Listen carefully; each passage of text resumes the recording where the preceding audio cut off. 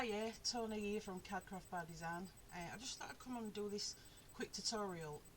Again, somebody asked me how I did my roses for a project I was doing. These are the roses that I was doing. They're actually made of ribbon. I did a few small ones as well, but it was this one I think the lady was saying about, and this one's like a it's like net, a bit like netting. It's like that. So I've been doing them. Also I've been doing some, like I say, some smaller ones as well. Okay.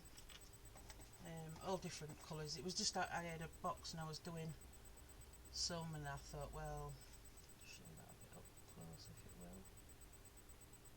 Okay.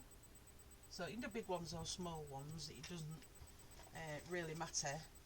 I did an orange, things like that. So whatever, whatever colours you have, it doesn't have to be thick.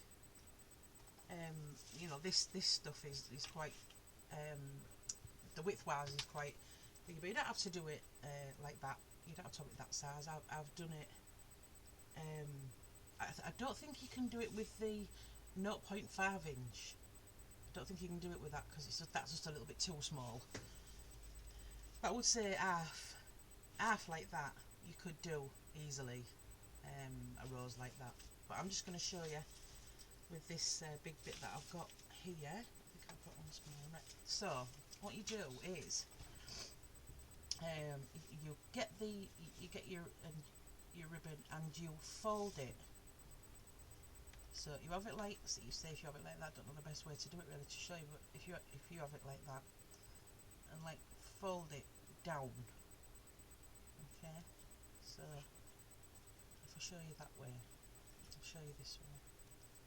So you get your ribbon and just fold it up like you do in a triangle.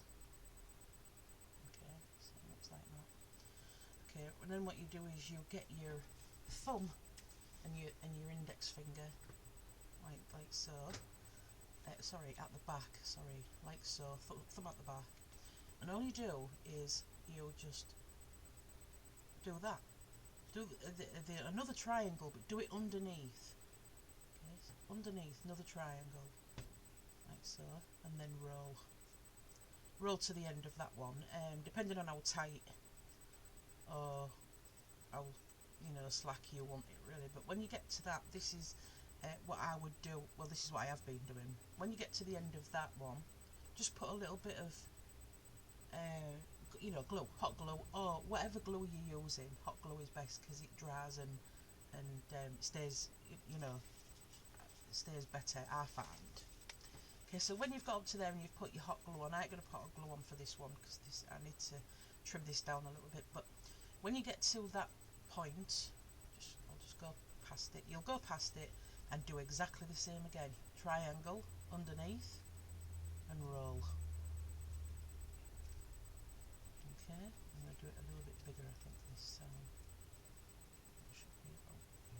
Right, so you can see getting your flower already. So when you get to the end of that one, I'll just roll it once more, a little bit more glue. Okay, and then it's exactly this. All you're doing is just bending it over and rolling right to the end. Okay, so remember when you get to your bit, put a bit of glue on and bend it under and roll again. Now depending on how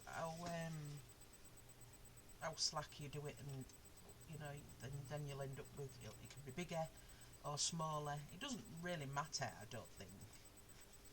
But I tend to, if I can, just slack it off right near the end, and then it gets a bit bigger. The reason why I say to hot glue it, I don't know if you can see this, but it's starting to come out. It comes out, and I'm having to push it back in again. So this is why I say, if you can, use hot glue, or some kind of glue, tacky glue, anything like that.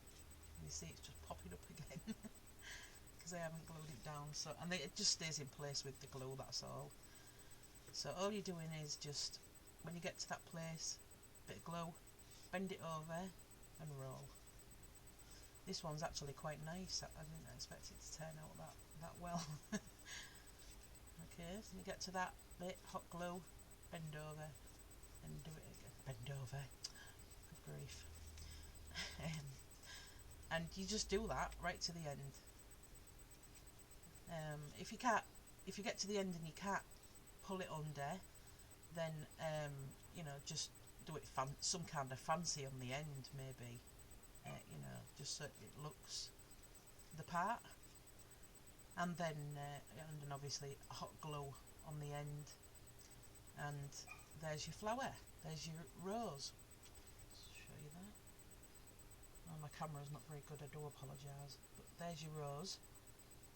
And when it's all glued together and you're happy with it, then because remember this is the centre that you're pulling as well, so what you need to do is just cut that down, unless you're putting a stem on it and some leaves, then that might be better to leave that and put your stem in there and then wrap it round. But if you're not and you're putting it on something, just cut that end off there. I found as well, if there's bits of frayed ribbon, if you can see that, bits of frayed ribbon, what I've started to do, I've seen a lot of YouTubers do it as well. They use a lighter or a candle. Now, this isn't, this, I must advise this is for adults only. If you are doing these roses and you're a child, please get an adult to do the burning for you. Okay. It just gets rid of all these like frayed bits. You don't have to leave it up there too long. It does it yourself. Excuse my dog. I have a puppy. She barks at everybody. So that's your rolled rose, and they're pretty. They're pretty easy, really. Once you get to doing them, and now you know how to do them, then they're pretty easy. And like I say, you can do big ones or small ones, depending on the wrapping that you're doing. When you're actually doing the flower, you can just wrap it so it's a little bit bigger. The leaves are a bit bigger and things like that. But that's your rolled rose. Okay. So if you did enjoy this video, then please subscribe. I do tutorials on near about everything that I do. So have a nice day, and I'll see you again. Bye bye.